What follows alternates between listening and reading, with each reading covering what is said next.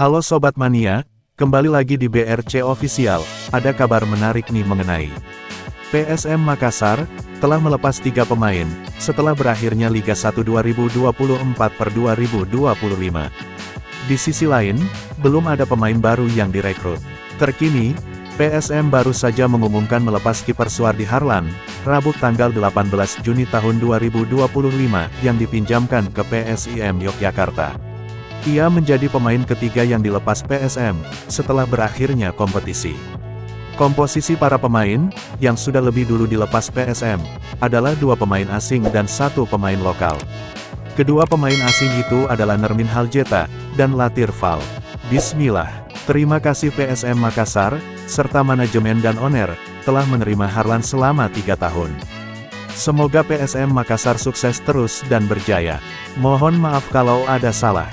Sekali lagi terima kasih, demikian salam perpisahan Harlan, di laman LIB, Rabu, tanggal 18 Juni tahun 2025. Pemain asing yang dipastikan masih akan bertahan, Aloisio Neto dan Victor Luis.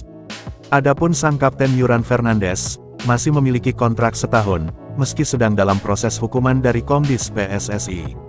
Sementara pemain lokal, sejauh ini baru 1 pemain, yang resmi dipertahankan, yakni kiper Hilmansyah.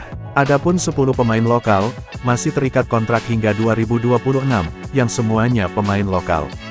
Mereka adalah Reza Arya, Dava Salman, Sultan Zaki, Dimas Soekarno, Mufli Hidayat, Ananda Raihan, Muhammad Arfan, Rizky Eka Pratama, Victor Detan, dan Zaki Ashraf. Diketahui, pada Liga 1 musim 2024/2025, PSM Makassar finish di posisi ke-6, dengan koleksi 53 poin. Dari 34 pertandingan, PSM meraih 13 kemenangan, 14 imbang, dan 7 kali kalah. Persentase golnya, PSM mencetak 47 gol, dengan kebobolan 34 kali. PSM masuk sebagai tim, yang paling sedikit kebobolan dalam semusim. Sementara di ASEAN Club Championship 2024/2025, PSM mewakili Indonesia, dengan lolos hingga ke babak semifinal. Nah itu dia sobat untuk update kabar hari ini. Bagaimana pendapat kalian sobat? Tulis pendapat kalian ya sobat, dan jangan lupa like, komen dan subscribe.